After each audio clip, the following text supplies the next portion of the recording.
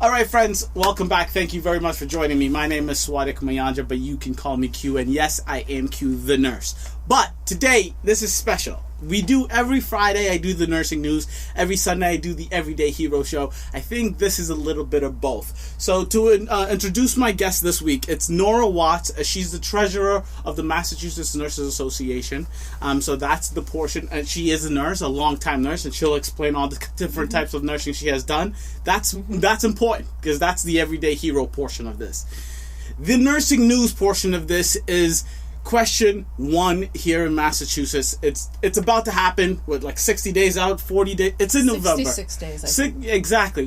It's close. It's upcoming. Today is, what's today's date? September 2nd? Correct. Today is September 2nd, so whenever you're watching this is the time I'm getting the information. And she's here to talk about question 1. So please, real quick, just tell us who are you and when did you start nursing, and then how did you get to the point where you're part of the MNA? Where I'm part of the MNA? Yeah. Oh, that's a long time history also. Please, we got all day. I moved to Massachusetts in 1970 to study at Northeastern University. I graduated with a Bachelor of Science with honor in 1975, and actually was part of the group that started the Sigma Theta Tau Honor Society at Northeastern. I'm proud of that fact, too. You should be. Yeah, I've done a lot of things. I've worked, initially, after leaving school, I worked in women's health at preterm. I was motivated to do that because of the loss of a friend of mine to an illegal abortion sometime before that, so it motivated me to work in women's health. In terms of my activism, the first time I testified before the Massachusetts State Legislature was on women's issues back in 1980, about 2 weeks before my own daughter was born. I've worked as a staff nurse at the Newton-Wellesley Hospital since 1983. Having a 3-year-old, I needed to change things and worked evenings for a while. I started on a big geriatric unit. I did that for a couple of years, and it actually transitioned to a special amenities unit, and then when I needed a day job again, when my daughter was in school, I went to work in oncology.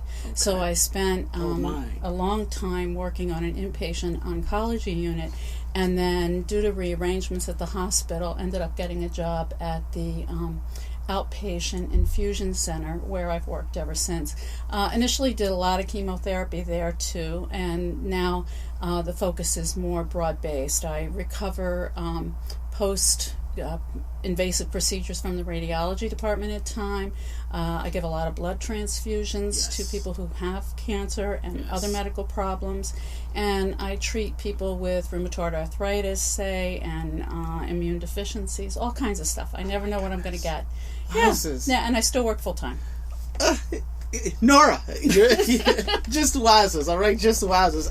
So, first of all, we are going to get into question, but I have to say, that right there sounds very similar to a lot of experienced nurses' experience. It's just because being a nurse, you do get to do a lot of different things. Yes. Nursing has its hand in a little bit of everything, and it's so nice to hear, because as a young nurse, I feel like every day I go to work, I love where I work. I love the tele, I love the heart, but every single day I feel like, oh my God, maybe I should be in the ICU, maybe I should be in chemo, maybe I should be in L&D. I feel like I'm missing out, but the opportunities are there, and time will tell. So time will tell what you decide you like to do. It's really nice to hear that you have had, sometimes not by choice, but you were able to spread. So let's talk about you. So you said that the first time you did any type of activism was for women's rights. Health. Yeah, women's health. Well, wonderful.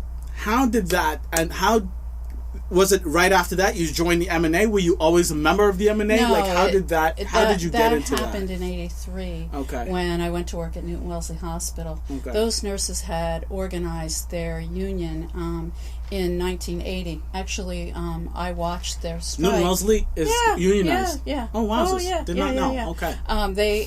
I actually watched their strike, their recognition strike, on the TV when I was at Beth Israel Hospital having my daughter. So I knew about it.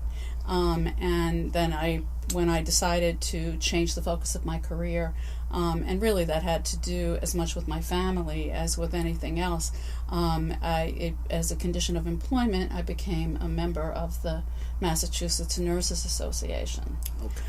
My activism within the association came about a little less than 2 years later, when the hospital management unilaterally changed our health insurance coverage, and I felt like that was a problem. So I felt compelled to become involved on the local level in order to protect the rights and the health insurance rights for me, yes. my family, and the nurses I was working. Yes. Yeah, exactly. Wow, so okay. that's how I started. Yeah. Okay. And then ever since you've been a member, when did it come from I'm a member to I'm part of, like, now you're the treasurer? Yeah. Or when did that switch happen?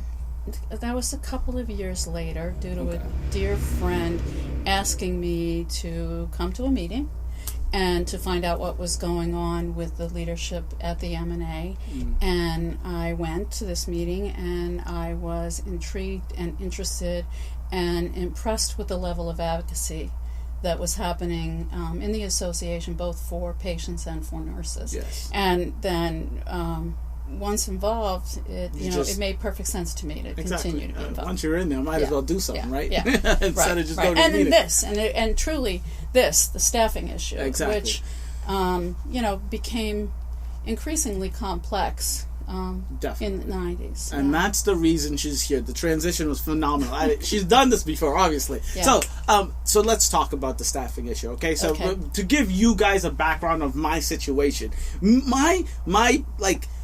me being here, Nora being here, is me being you regular nurses out there. Because the majority of us nurses out there are hearing good, bad, ugly things from both sides. We don't know what is fact at this point, because the no side is saying that this is horrible for hospitals, horrible for nurses. The yes side saying this is beautiful for hospitals, is beautiful for nurses.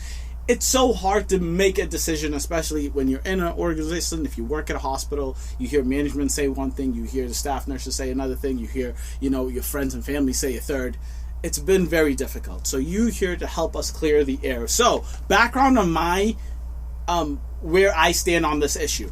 I have taken a trip. I went down to Washington, D.C. for the nurses rally, 3-4 months ago. And I was there. Were you really? Yeah. Oh my goodness! Wait, were you really? Yeah. Yes. Yes, well, I was. So we went down to Washington a couple of months ago, but I didn't even know she was there. I had no idea. I just found out. You guys, look at this. But I went down there and I was raw, all for it. I thought it was the greatest thing ever. Like, I did my interviews there. You'll see a clip right here. And then I came back. And when I came back and we did the research, the details, all of that good stuff, trying to figure out what question 1 will really mean to Massachusetts, I did a video. And this most recent video I did on question 1, I ended it by saying that I'm on the no side. I'm leaning towards the no side right now, to be honest, because I just know my experiences where the hospital I am working at is. I am leaning towards the no. I'm just going to be honest with you. Even me taking the trip all the way down to Washington, D.C., fighting for this exact issue, I think the way it's coming out and the violations, that process really turns me away from it, because I think I'm just confused at a couple of things, which I'm going to clear up now, and those things are the cost, how we're going to get those nurses, and what that means for the rest of the state. Mm-hmm. Those are my main concerns. I just want to clear the air and just tell you how that happened. Nora's here. I have a bunch of questions. I already sent them to her because there's some very detailed questions and I didn't want to spend this entire time Googling stuff and looking things up, so I sent her that information. But there will be questions definitely that I have not sent her.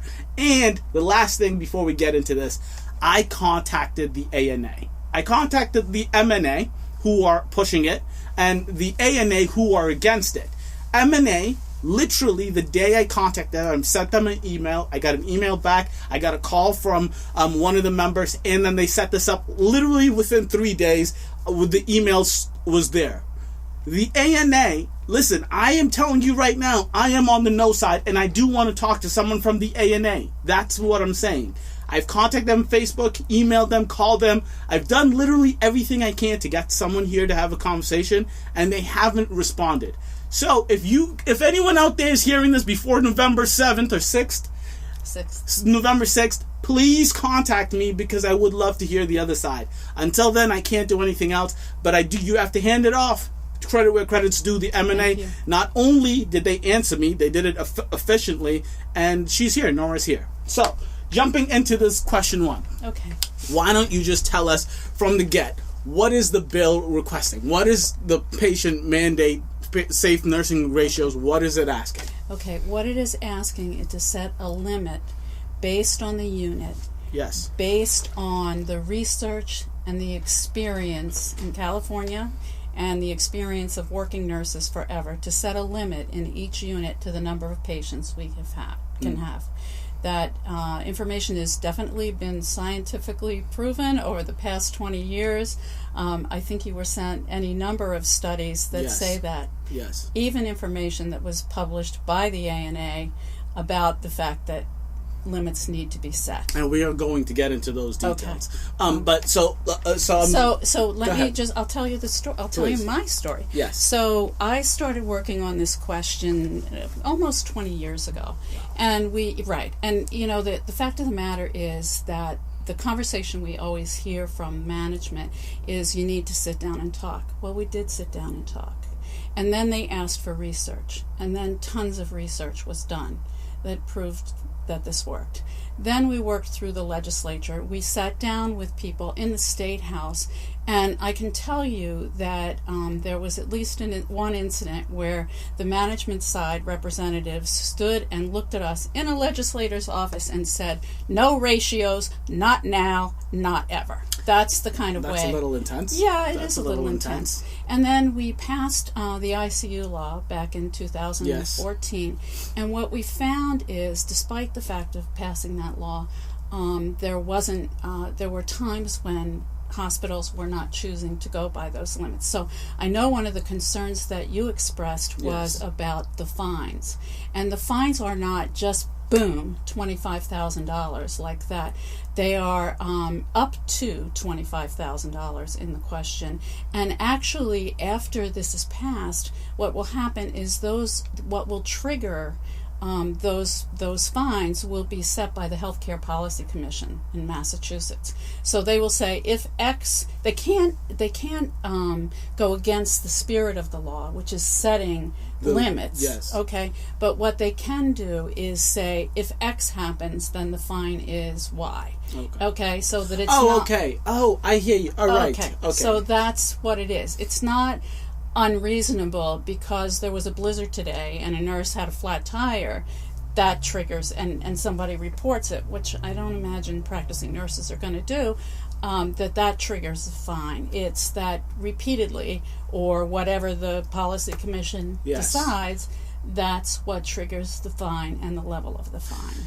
That is perfect, because that is one of the biggest concerns, is the financials. And and the thing is, I feel like the nurses who are against this I feel like the nurses who are for this aren't delusional to think that, money falls from the sky. We're going to have an infinite amount of money to find these hospitals whenever we don't get the ratio set. And that's what I was worried about. And that's like my concern, because I read the actual bill from top to bottom, through and through. By the way, I laud you for doing that, because you're an informed voter. Yeah, because, first of all, this is literally the second bill I've ever read from top to bottom, and these things are super confusing. The way they letter it, the way it's written, the definitions in between, it's complicated. Yeah. But it always said up to $25,000, and it said it would be reported at the hospital, then it would go to somewhere else, and then it would go to the Attorney General, and then the Attorney General will make the decision if the fine happens. I'm just concerned, how does that work? How often is the... I expect the hospitals are going to live by the limits. Okay. And that they should. Exactly. Okay. And maybe there'll be a couple of fines, and then they'll say, I got caught, and so, let's not do this again. Right. Makes sense. Right. All right, so let's start with the questions, because I have a few, to say the least. Okay, so we've talked about a little bit about the fines. We're going to get back there, because we get those details. But about just nursing care in general. Let's talk about just nursing care. Some nurses saying, the big guy upstairs telling me that I can only have 4 patients. What about our nursing autonomy? You've been a nurse for 20 years. plus, right? So what Can I about... ask you a question? Please, hit me. Okay. So you're a practicing nurse, Yes. and you're short, and you call your supervisor. How often do you get more help? When we can. I don't know what the number See, is. that's the thing. That's the problem, is that they're not staffing to the level that you need. The science shows that 1 to 4 number on med-surg, on pediatrics, makes sense. Yes. That the 1 to 1, and if the nurses agree, 1 to 2 makes sense. And the hospitals are not staffing that way. Okay. And if you read the Boston Business Journal recently, or saw the report in the Globe, the hospitals are profitable.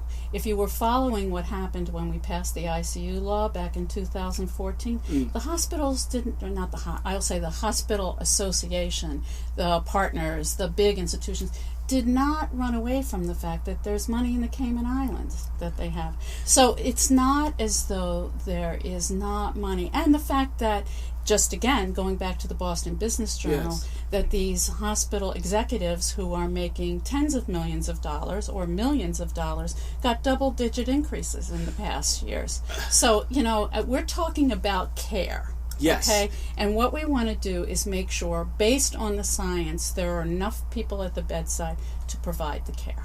So I do have to put it out there. So at my job, I am happy where I work, right? But So I feel like I'm lucky though. And I don't know, and I say this all the time to people that I've talked to in the past, that at my job, I've never had more than 5 patients. I've never had more than 5. I work on a tele-med-surg it's 4 or 5 all day, every day, right? I've never had more than... Are you step down, or they don't call you step down? They don't call a step down. It's tele-med-surg. It's Right. Okay, yeah. so let me answer your question, I think your question, by talking to a nurse that I spoke to on Friday who works in the tele unit on my floor. And they were short-staffed.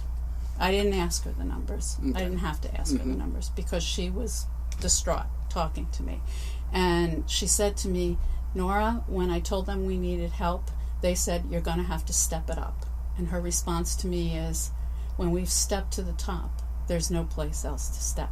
Yes. So, you know, that is what we're talking about. We're talking about, you know, and on a tele unit, you know what the research shows? You go over 4, you increase morbidity and mortality. So you think you're happy, but the fact of the matter is the science shows your patients will recover better if you have that number. Yes. And I'm not going to pretend that it isn't harder having more patients. That's just a lie. It's just no one believes that, right? Right. But back to the autonomy question. What if I'm at work, I see my coworkers struggling with 3 heavy patients.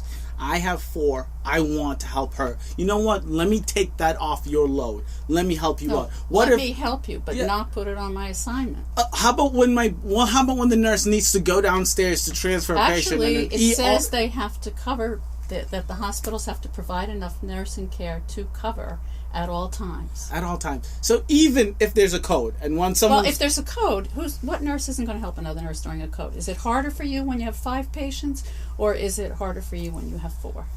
Obviously 5. That's not everything. That's the deal. That's the deal. But like my the thing is, I know, I don't want to get into this. Yeah, I understand. I'm sorry. I just care. I care so much. Of course, and this is why we're having this conversation, because this is the conversation I'm having with every other nurse. Yeah. Right, and we're just, I don't want to say afraid to, but these are the kind of things that are just not aired out to say the least. Okay, so. My patient has, a brain attack. I need to take him downstairs to get an MRI. There's 3 more patients upstairs. I'm downstairs with my 1 patient. We were perfectly staffed prior. But now there's 3 extra patients. Is the hospital going to be in trouble for that situation? If they aren't continuing to have the support services, I suspect yes, they are. Yeah. And I don't think that's a bad thing. You don't think? No, I don't think it's a bad thing, because no nurse should be taking 6 or 8 patients during that period of time. Okay. Every patient should expect at all times to have the care they deserve. And I love that.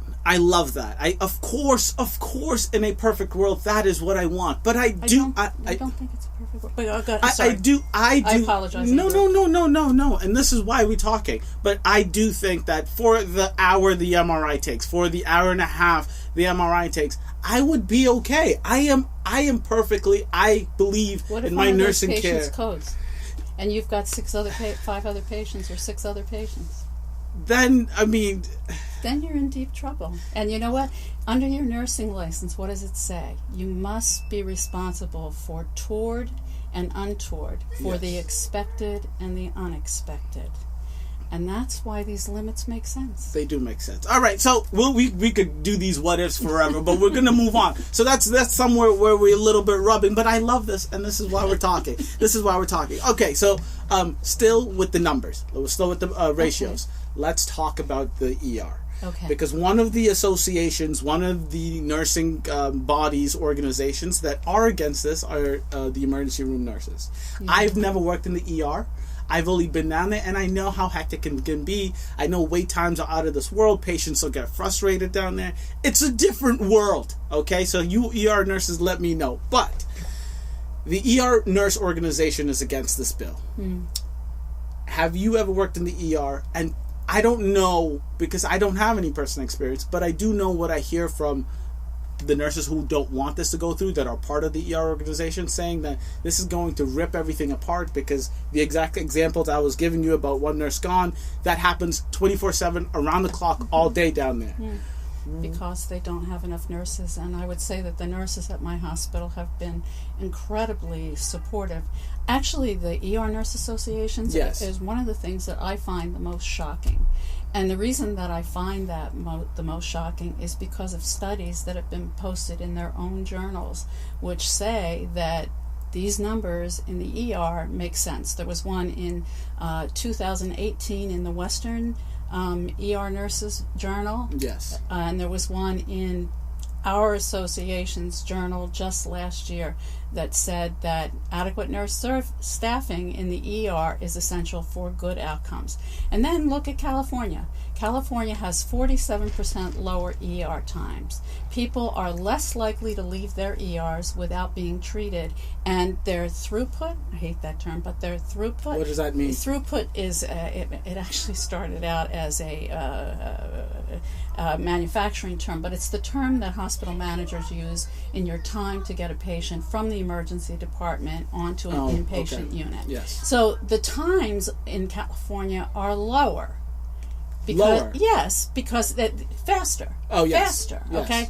They can get their patients out of the ER and onto the units faster because the units are staffed better. Okay. So for so many reasons, it really does not make a lick of sense to me that these ER associations they have come out against this. Okay. I don't understand at all. Yeah, so, and that's the thing, because I don't have experience with it, and I just know what I hear, and obviously the organization, I feel like, I would suspect that the ER organization wants the best for the ER nurses, right?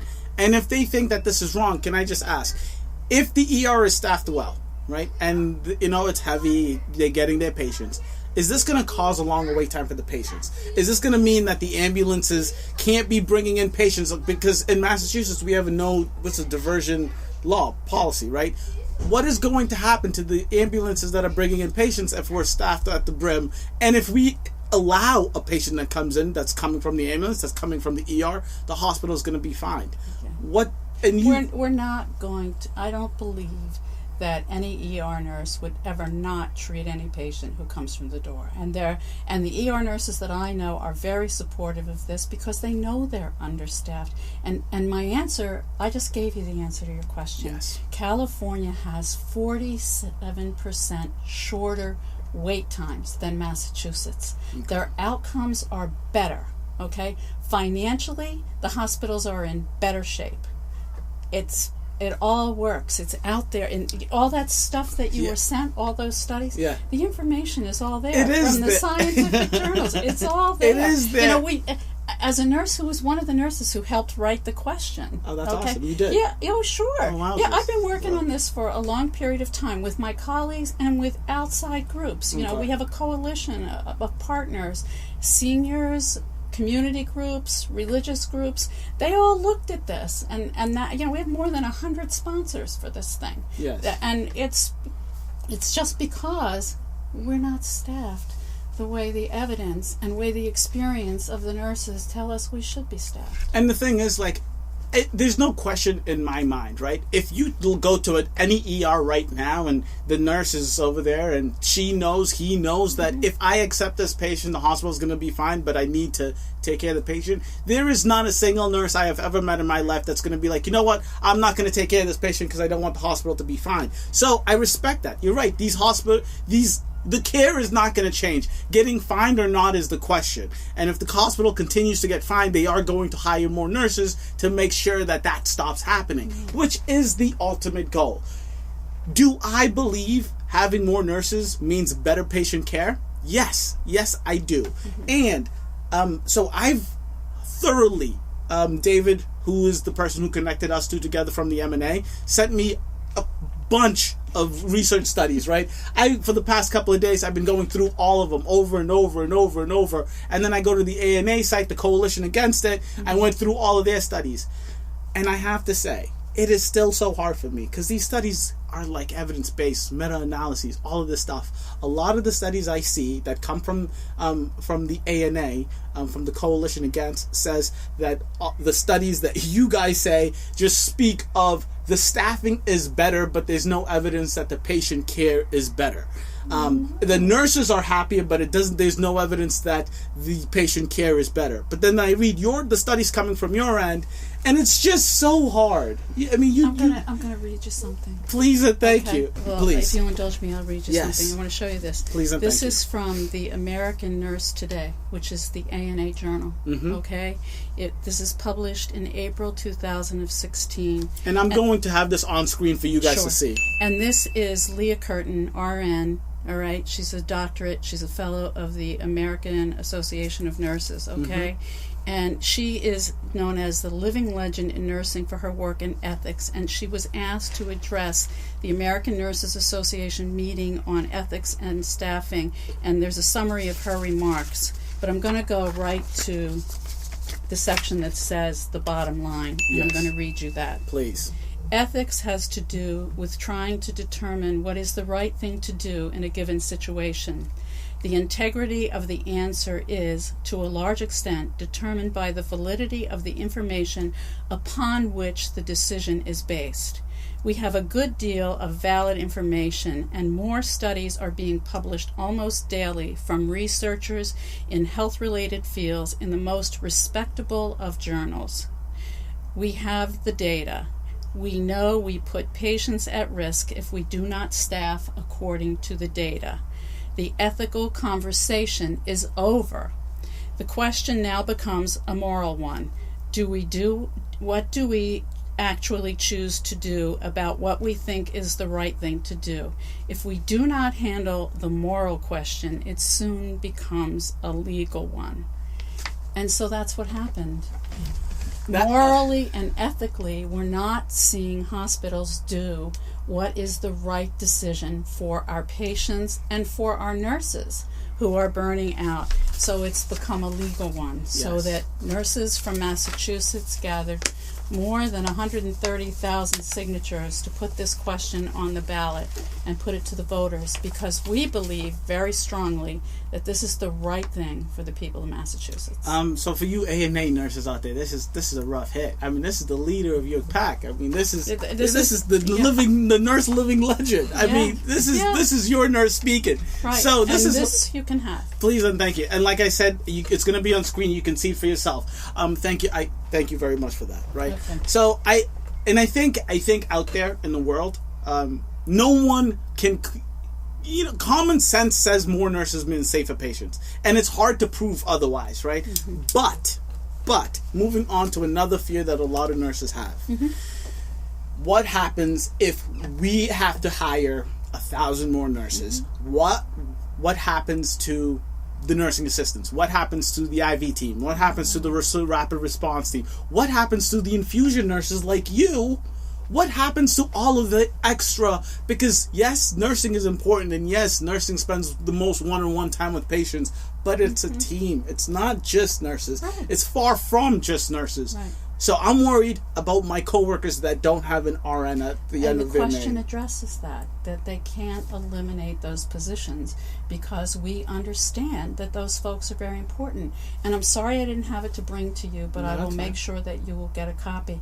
There was I have a beautiful graph that was actually posted by the American Hospital Association, their data. Yes. And this 86% number keeps coming up a lot. But the increased use of unlicensed personnel in California went up 86% after the establishment of the nurse-to-patient ratio. So are you telling me that if this passes, that I am not going to be solely responsible for every aspect of my patient's care? You still are a registered nurse, and you are absolutely responsible Yes. for everything that you do. But I'm telling you that the bill addresses the fact that they can't eliminate those unlicensed nursing position or nurse assistant positions and Okay. ancillary positions Okay. to enact this bill. Okay, Yeah. and in terms of hiring nurses, let me tell you about the situation in Massachusetts.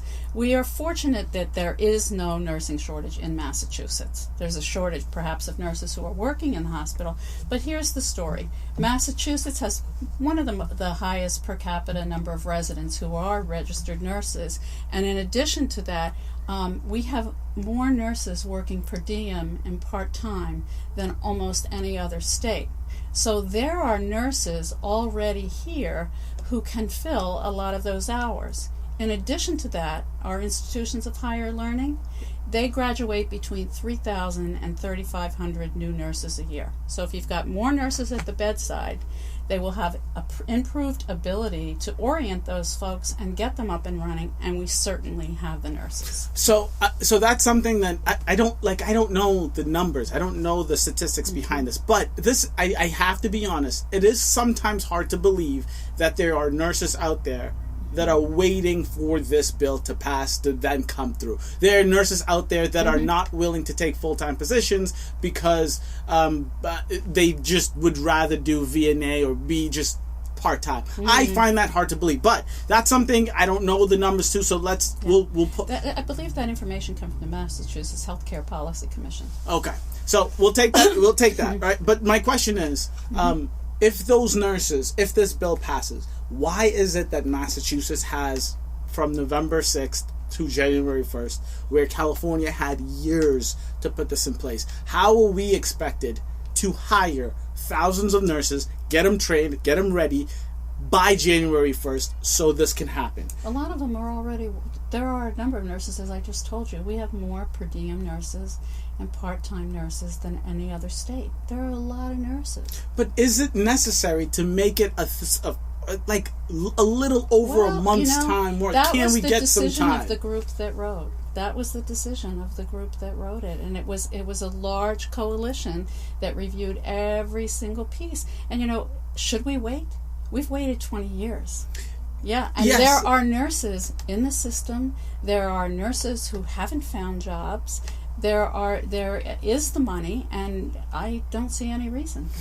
Okay, so now this is where I'm going to defend the nurses who say no. Just because yes, of course, I know everyone wants safe patient care, and we want safe patient ratios. But I just feel like that short amount of time to ask for this big, knowing the numbers of nurses that are going to be necessary to fill the positions to make these ratios possible, is asking for a lot. And I want the best for nurses. I want the best for my patients, but I also know that the best for my patients also means the best for the hospital.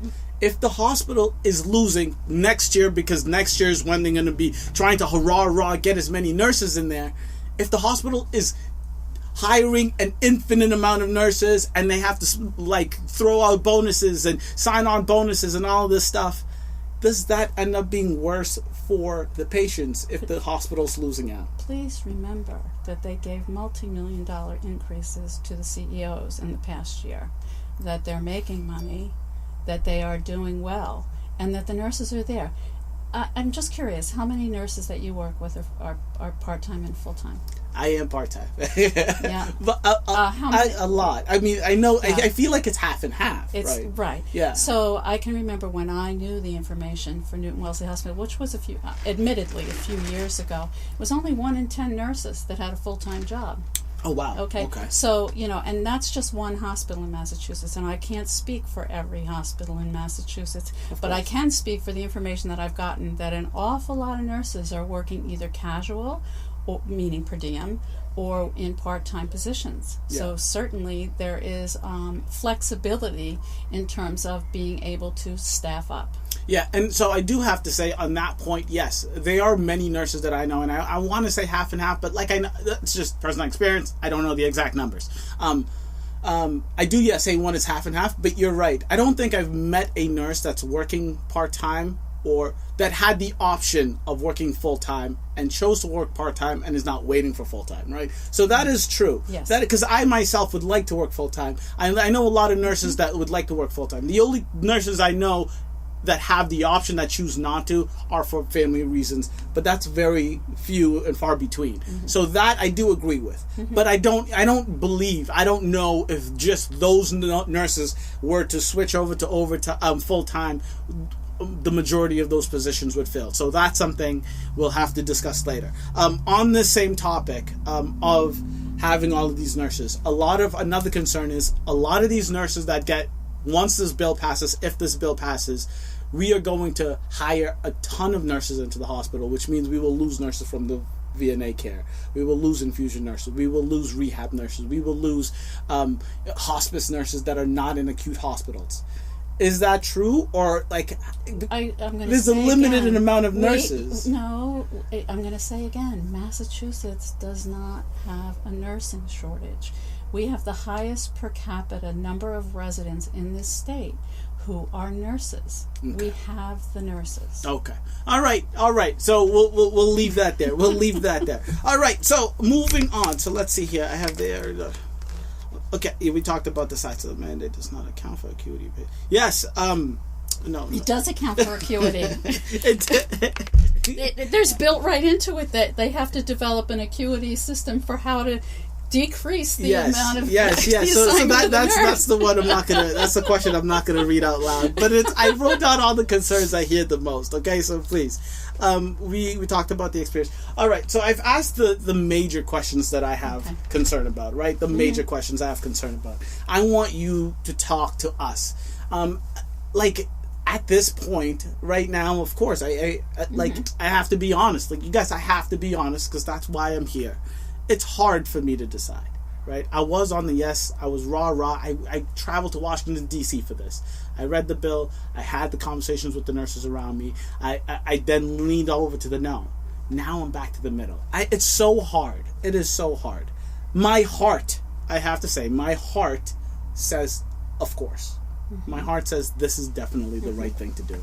But just with so much opposite research, so much opposite people speaking on this and that, it's hard to say yes. My brain says, we need to think, we need to really go through all of this stuff over and over and over again. So, what do you suggest us nurses do that are on the border? I don't, you're kind of biased. She's the treasurer for the MNA, but what do you suggest It's not that. I don't come to this decision because I'm the treasurer of the MNA. That has absolutely nothing to do with it. I'm the treasurer of the MNA because I believe in the work that the organization has done. God, starting back in 1903, where we were working because of the poor working conditions, because of the poor living conditions of the people. That organization has never changed from that. But look at what Leah Curtin says. That's where I'm coming from. Morally, ethically, it's the right thing to do. The managers know morally and ethically it's the right thing to do. I'm stunned that ANA Massachusetts comes out against this because of they're members of ANA. That is their leader, the woman they look to be their ethical and moral compass. And she points out to the fact that if the hospitals aren't going to do the right thing, then it's going to become a legal issue. Well, it is, and it has become a legal issue, and that's why we put this on the ballot. So that's where I'm at. This is the right thing to do for our patients, for every person that drives on a highway in Massachusetts and isn't necessarily going to be near one of the Boston hospitals that is staffed well. They might have that accident in the Berkshires. They need to know that they're going to be able to get the same level of nursing care. And on one of those studies that was sent to you, they really kind of examined all of that and said that it's true. If you're not in the right place at the right time, you're not getting the right care. It's hard to argue against that. Mm-hmm. It really is hard to argue against the moral obligation we have to this. Our licenses, when you become a nurse, you agree to that. Yes. And that's where I am. Yeah. Thank you, Nora. I really do appreciate this. So why don't you go ahead and plug away? Where can nurses go to find more information? Well, there's safepatientlimits.org. Okay. They can look at that website. The MNA website actually will connect you with the studies that we spoke about, and they are not MNA studies. These are studies that are published by the NIH. There's information from the Massachusetts Healthcare Policy Commission. There's Linda Aiken's studies. There's Judith Schindel Rothschild's studies. These are independent studies. Oh, and I do want to take a minute to say one thing about the survey, because I did see it on your last thing, that you thought that perhaps the majority of the people who were surveyed, that said 86% of nurses. Yeah. Oh, yes. The MNA commissioned that survey, but it was done by an independent company, and they did a survey of nurses from the Bourne website. So they randomly picked nurses. I have no way to know whether those are MNA members or not. The MNA doesn't have any way to know. Okay. Those are nurses from the Board of Registration's website that were randomly contacted and asked that series of questions. Yeah, so if you guys don't know what she's talking about, if you go to the Ballotopia website, whatever, they give two research studies from either end, right? And one of them from the MNA, commissioned by the MNA, as she says. Commissioned by the MNA, asked nurses questions. And they were some leading questions like, do you think you have safe patient ratios? Do you think that whatever? And yes, the numbers were, 80, 90%, 70% saying, no, we don't have enough patients. Yeah, we need more nurses, all of that good stuff. The thing that got me the most is when they were they just asked, what are your concerns as a nurse? And answers 1 through 3, not enough nurses. I need more help. We need more help. I mean, it was just clear as day. As for the majority, 90% of the nurses, 80%, I forgot the exact number, but it was just clear as day. The first 3 concerns, when they weren't, given a boost of, when they weren't even prompted at all, those were the first 3 concerns. So thank you for clearing that up, because I do think that is important, because I think I said that, and I did say the majority of the nurses in the study are from the MNA. Well, in fact, it was just commissioned by the MNA. Nora, again, thank you so much for doing this. I really, really appreciate it. For you nurses out there, let me know in the comment section below what you think. 4 more questions, and once again, to the ANA, the Coalition Against, I want to have this conversation with you. All right, so she's here. She said the pros. Let me hear if you can come back, if you can have a conversation with me. I would love to, because that's why I do this channel, so nurses get the information that they need. Nora, thank you so much. You're welcome. Really do appreciate Pleasure. this. Yes, Nurses rock. Hey, so thank you guys for watching that interview. I don't do this often, but I think it's important for me to do this now. I just finished editing the video. I just finished editing the interview that you guys just watched, and I just have to do a recap, because going through the editing process, I was super frustrated with myself because I had a million questions written down and I missed a few, and there's just some general cleaning up I wanted to do at the end. So first of all, I feel like I just didn't explain thoroughly why I decided to have Nora from the Massachusetts Nurses Association here. So first of all, they're the biggest nurses association here in Massachusetts, and a lot of people, when you read the information from the ANA site, they always cite that yes, it is the largest union, largest organization for nurses, but at the same time, they're also little less. It's only 23,000 nurses, which is a little less than 25%. And yes, that is true, but you got to carry that same logic all the way through, right? So the ANA has much less nurses in the ANA, and we also talked a bit about the emergency, the ENA, the emergency room nurses for Massachusetts, they too have much less. I think it's for the emergency room nurses, it's less than 10%, and from the ANA, it's nowhere close to 25. I don't know the exact number, but the MNA is the largest. So if you're going to say that the MNA isn't representative of all of the nurses, then you can't say that the ANA is. Yes, nationally, ANA is larger, but here in Massachusetts, the MNA is the largest, and the bill is for here in Massachusetts. I just want to put that out there. One of the questions that I didn't mention, we talked about money a lot, so I didn't want to spend the entire time talking about money, but the bill is money, whether we like it or not. Money is a huge portion of what we do at the hospital. It needs to be profitable if it's going to continue on. If we want to save patient lives, we also got to make money, so we can't pretend it's not a thing. But I didn't want to talk about it the entire time. I had this question written down, and I'm really upset that this is one of the questions that I missed. And this question was the money the taxpayer would have to pay. So she explained, and we talked thoroughly about how much the hospitals would pay, the fines, and how we talked about all of that. But the taxpayer, which would be $800 to $900 million per year, and it could be over $1 billion the first year it would be implemented. That's something I did not talk about. I had the question written down, and I am sorry I did not bring that up.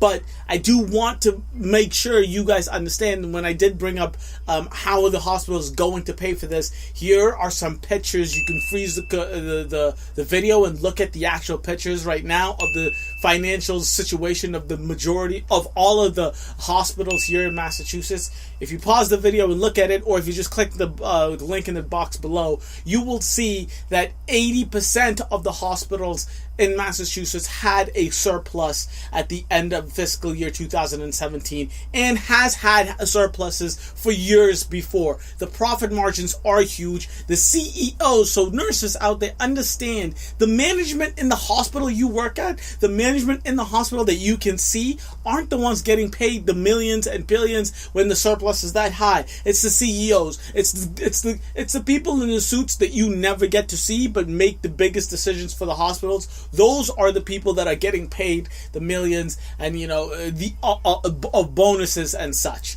So the surplus is there. The money from the hospital, I don't feel too bad for those guys. I'm going to be 1,000%. If the hospital needs to cough up some money to hire more nurses, I am all for it. I do not feel bad for them. What I do feel bad for, and what does concern me, when that's the reason I talk about the money portion so much, is the taxpayer. Because the taxpayer is already paying into a million different things right now. I don't know if this is the correct bill for the nurses right now. Taxpayer, I'm concerned about. The big guns upstairs, right in the big, getting those big bonus checks. I'm sorry, not sorry. All right, sorry, not sorry. So that's one question I'm sorry that I did not ask. Hopefully, I'll email them, and then next week for Friday's Nursing News, I can give you guys an update. Okay. So things I disagreed with her on that I just want to make very clear, because we were on and off, we went back and forth, and then we just moved on from topics. But I want to make sure I want to let you guys know what I disagreed with her on, and just make it clear so there's no ifs, ands, or buts about it. So the nurse shortage. She was telling me that there's no nurse shortage here in Massachusetts. Nora said that there's no nurse shortage here in Massachusetts. I don't know the research, the studies, the statistics behind that, but since before I started nursing school, all I heard about was a nurse shortage. It's hard for me to believe that in one conversation. It's hard for me to just understand that. Living the life I do live right now, being a nurse, I do feel as though there's a nurse shortage. But she brought up a really good point that I never thought about.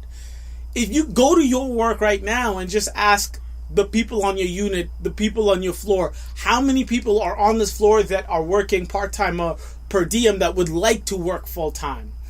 A lot of nurses, myself included. So that was a really, really, really, really good point that she brought up, that yes, there's a ton of nurses already working in hospitals that could switch to full-time, but the nurse shortage thing is still a real thing, and I don't just agree with her on that. I'm giving credit where credit is due. And with that being said, the thing that I also disagree with her on is that's not going to be enough. Even if every single nurse that wants to be part-time or full-time, that is working per diem or working part-time, even if every single one of those nurses become full-time, I don't believe that's going to be enough nurses. It's just insane. I mean, that's an insane amount of nurses. And then last but not least, I don't believe, because we need all those places and because I believe we don't have the nurses currently to fill all those places, I do not agree. And this one is probably my hardest disagreement with Nora.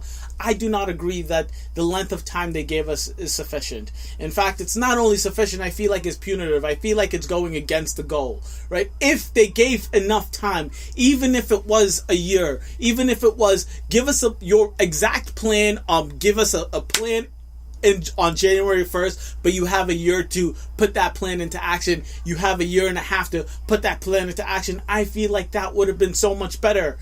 I don't know why they decided to give the entire state that they know aren't staffing well enough only 60 days to staff according to what they wanted. That for me is, you gotta give us time. Yes, I want I want the real change. I want patient safety, but we gotta do it safely. And I feel like having us do it that quickly forces us to do it unsafely, forces us to hire inexperienced nurses, forces us to hire nurses who have not worked in hospitals before and throw them into the ring and let them do their thing.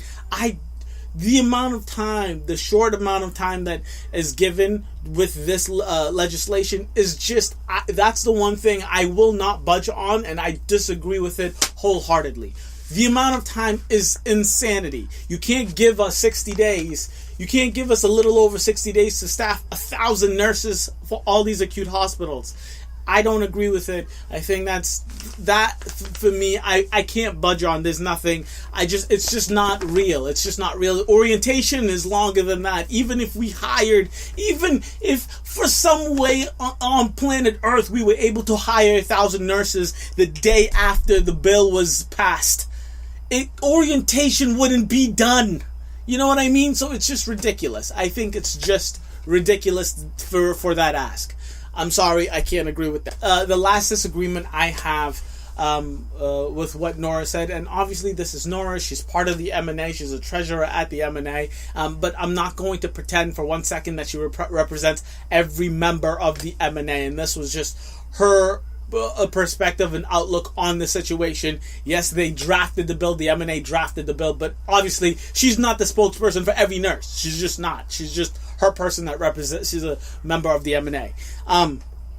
But what we disagreed on whether or not it was okay or should the hospitals be fined in situations where staffing is according to the ratios, but if a nurse has to go help, there should be another nurse just on standby. I didn't even understand. I didn't want to get into the nitty-gritty of what if this, what if that. We could have played the what if game forever, but so is there supposed to just be a nurse on standby? Are we always supposed to have a nurse that has 2 patients in case someone else gets, I didn't understand that situation, because that seems a little ridiculous, right? But again, she did make a really good point when she did say no nurse is going to make if you have a code, yes, I will help out with your patient, but that doesn't mean that patient is on my assignment list, right? Yes, you can go downstairs, but that doesn't mean the patient's on my list. Just because I give one of your patients a med, or just because I walk one of your patients to the bathroom, that doesn't mean it's on my assignment list. So yes, she explained that, yes, those are you helping another nurse doesn't mean you are getting fined. If someone on the unit decided that no, I can't help the other nurse because that basically means it's my assignment and I'm going to report this situation, then yes, the hospital might get fined, but that's not the initiative's problem. That's the nurse who does not want to help's problem. If that nurse sees it as I am getting that patient, I'm responsible for that patient, then that nurse has the right to report it, and if that is seen as the laws being broken, right, then you get fined.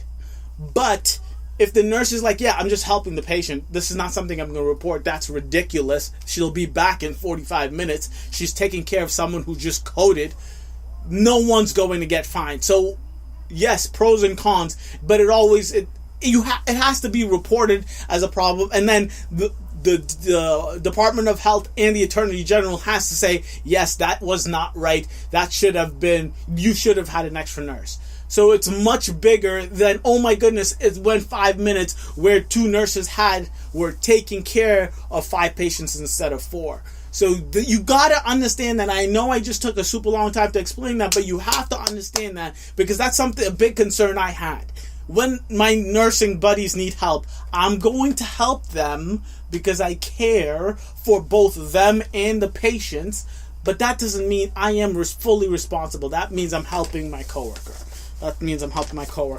And then, so I had that full-on conversation, and it was important that we had that conversation. And I'm sorry, there's a fly flying around, and I'm losing my mind. If you can see it, you feel me, but because of the light. But it's just I'm losing my mind looking at it fly around. So, and then just to end this, I just want to talk about where I stand right now when it comes to the bill. Right. So after having that conversation, I'm very, very happy that I had that conversation. I thought it was super important. So I just want to say that morally, obviously, I'm for the bill. Because it's just common sense says if you have more help, then it's safer for the patient, because you just have less things to do as one human being. You can only do one thing at a time. If you had another nurse to help you out, obviously that makes things easier, which means you have more time to spend on each patient, which means better patient safety, better patient outcomes, right? That's where just common sense takes you if you're a human being, right?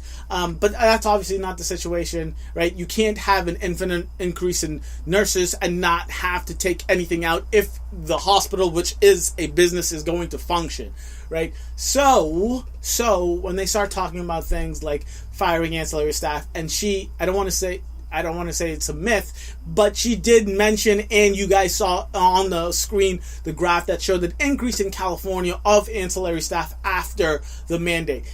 Is it going to happen here in Massachusetts? I don't know, but that's the information I got from Nora, right? So, and that's what we're going off of until the ANA has a conversation with me, right? If that is the conclusion, right? If we are going to go with that information, then morally, of course, I agree with having better patient ratios for nurses, right? If we're going on that information, if that is true, if hiring more nurses is a possibility without firing all the ancillary staff, without cutting corners and other places, then obviously, then I'm all about it. Then I am all about it. Honesty, I am all about it. But,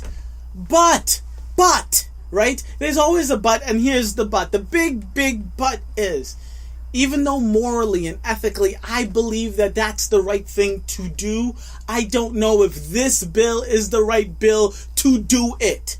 And the thing I like about the bill is, and the thing that just came obviously to me after the situation is, if a hospital is a business and they need to make profits, right? What are they going to do? They are going to do the bare minimum amount of nurses necessary to take care of the patients that they have. They don't want to have extra nurses on board in case shit happens. Excuse my French, okay? They don't want to have that. They want to make as much profits as possible if we are going to agree that a hospital is a business. So let's not even front with one another, because that's what it is, right? You want to have the least amount necessary. A mandate says it gives the business an incentive not to cut short the nurses. But is this the right bill?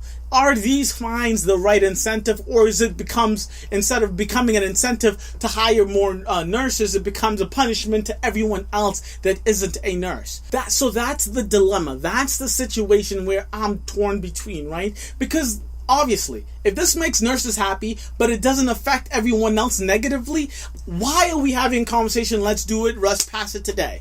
But if this bill passes, nurses become the happiest profession in the world, and everyone has a safe number of patients. But that means the ancillary staff, I have no more CNAs. Infusion nurses get fired. There's no more nurses out in the CNA, VNA. Out in the not in the acute hospital setting.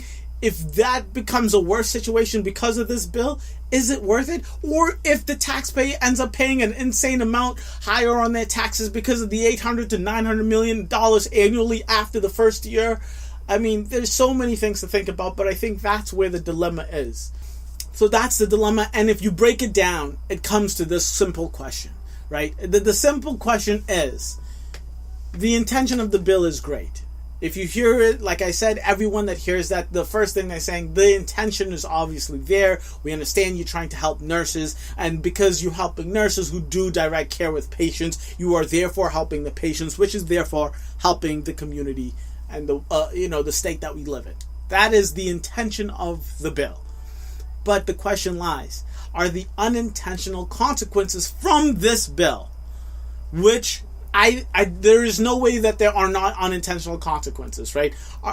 Do those unintentional consequences put us at a higher risk, put us in a worse situation than we were before? And that's the question. That is the dilemma you have to decide for yourself.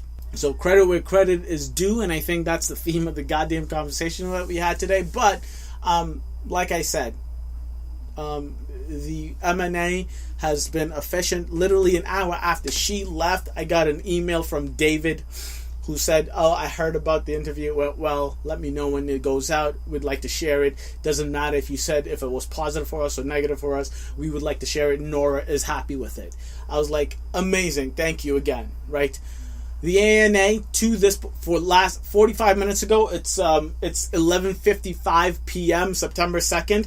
45 minutes when I last checked my email. I still haven't returned an email. And don't get it twisted, all right? I'm not so high ego where I believe just because the ANA hasn't responded to Q the nurse that they're afraid or whatever. Okay, so obviously if they don't want to come on camera on the show, I get it, respect.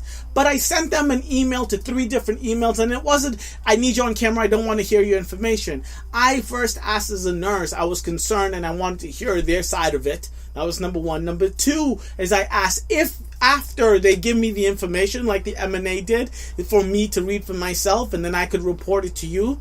I said, if or after I get that information, you guys are willing to send someone out to have a conversation with me on the show, then great. They haven't responded to either email. And when I say either email, I really tried. I sent it to the info email that's on their website. I sent it to 2 or 3 different board of directors on their website. And I used an email that they had on their Facebook page. I've called them. 2 different numbers, one on their website, one on their Facebook page, left a message at both, and I messaged them on Facebook. So I have done my due diligence, and they haven't responded to me as a nurse that is intrigued and that wants to get information from them, and or a nurse that would like to have them have a conversation just like I did with the MNA. If you're getting better results, please let me know what I'm doing wrong, because I have reached out. So like I said, credit where credit is due. The MNA came out. It's September 2nd, so we have some time till November, right? As long as I get a response, I don't care. I know it's crazy. I mean, you guys are fighting a hard fight, and you guys are the smaller organization. The MNA is huge. You don't have time to come to talk to Q the nurse. Fine, got it, heard you. Let me just get some kind of answer, please, and thank you. Even if it's a no, but you want to send me information, I would like to read from the other side what you guys have to say, what you guys have, right? I went on your coalition website, and I went there, and I got the information I could get. I thought it was the best you guys had because it was on your page. But the MNA showed up, the MNA had the conversation, and the MNA keep talking back. Even though they're great and they're doing all that, that doesn't mean it changed my mind. I told you where I stand.